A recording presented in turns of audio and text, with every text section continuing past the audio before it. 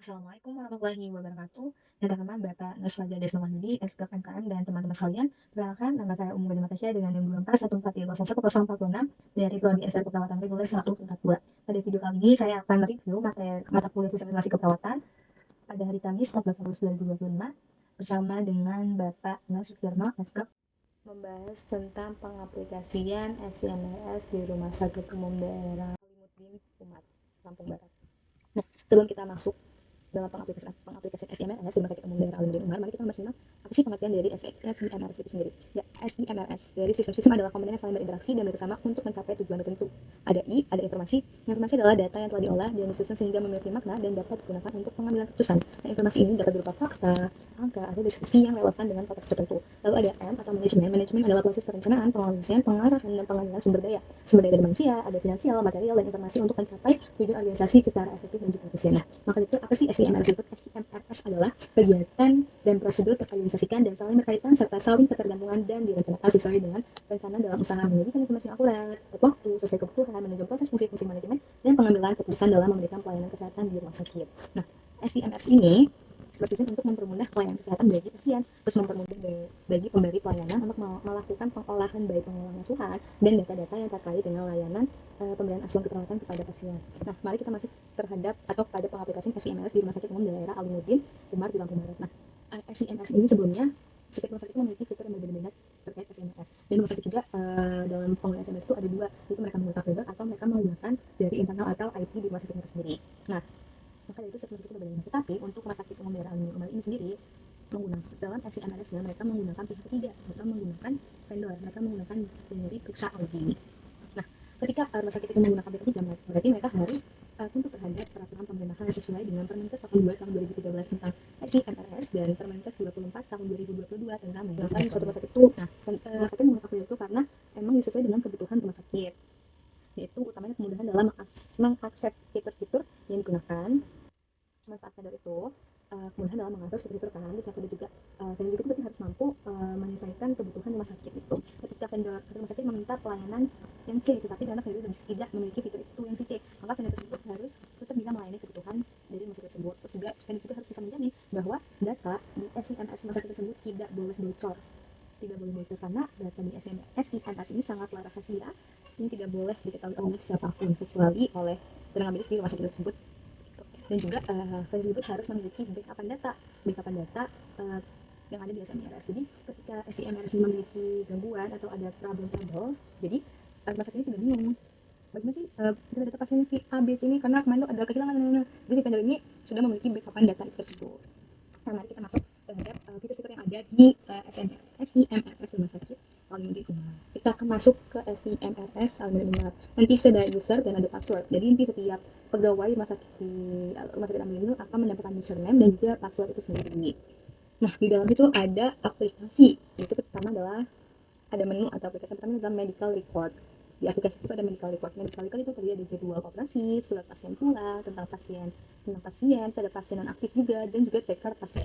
Terus yang kedua adalah gizi. Nah, si gizi ini akan diisi oleh ahli gizi di rumah sakit tersebut. Terus yang ketiga itu pasti ada kayak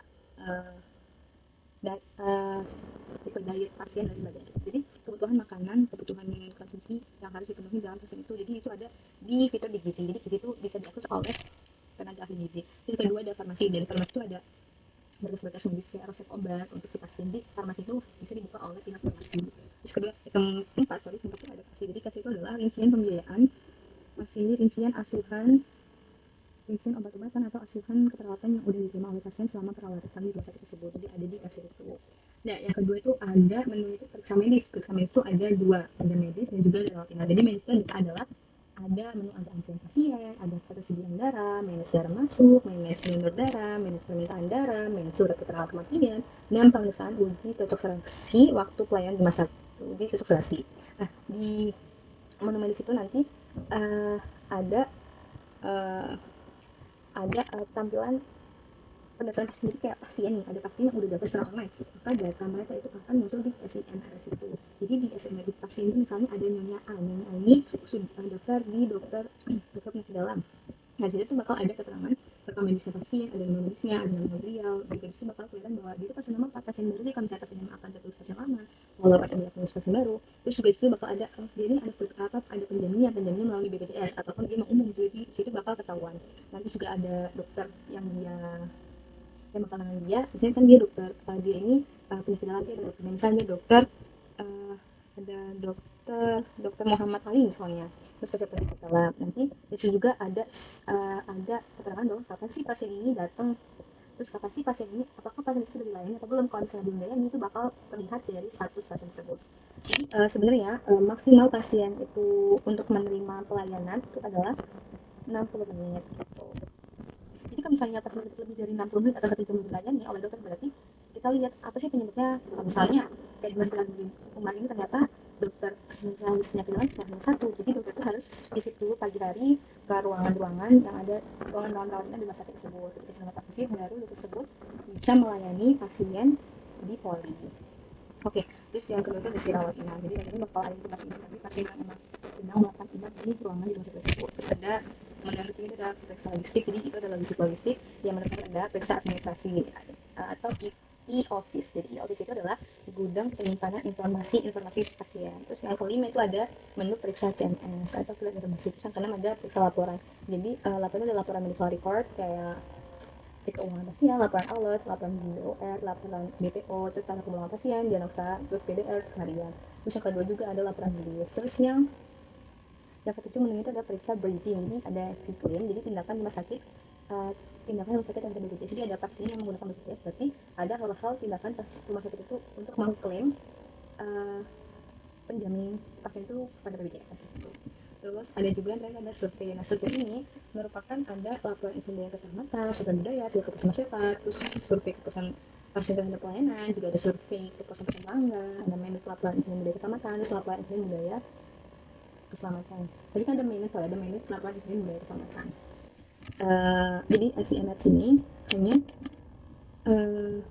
SCMS ini dapat digunakan oleh tenaga medis rumah sakit tersebut, tapi sesuai dengan fitur-fiturnya. Jadi kalau perawat yang fitur itu hanya dapat mengakses pasien di bagian perawat tersebut, jadi tidak bisa mengakses atau melihat di IGD atau lain sebagainya. Dan juga pada di fitur medis di antrian pasien tersebut itu bakal ketahuan siapa di pasien yang melayani, siapa di pasien yang melayani. Begitu. Selanjutnya yang dapat membuka fitur-fitur itu kayak tenaga medis itu dapat atau dibolehkan membuka. Cuman bedanya itu hanya kapan itu waktu itu digunakan. Jadi misalnya waktu digunakan ya boleh, kalau misalnya nggak digunakan ya jangan dibuka gitu. Dan juga tenaga medis itu tidak boleh menyalahgunakan data pasien tersebut dan tidak boleh menyebarkan data pribadi pasien tersebut. Jadi data pasien itu bersifat tidak boleh disebar gitu teman-teman semua. Maka dari itu ketika kita sudah diamankan dapat membuka SMS, maka kita harus bekerja dengan sebaik-baiknya dengan teliti. Jangan sampai kita memasukkan data ataupun lalai terhadap data yang kita masukkan oleh punya pasien. Jadi jangan sampai ketika kita masukkan data kita malah salah menginput data yang atau yang untuk pasien si A malah si B dan sebagainya. Mungkin cukup sekian materi atau kesimpulan yang bisa saya sampaikan. Mohon maaf apabila banyak kesalahan. Saya akhiri. Wassalamualaikum warahmatullahi wabarakatuh.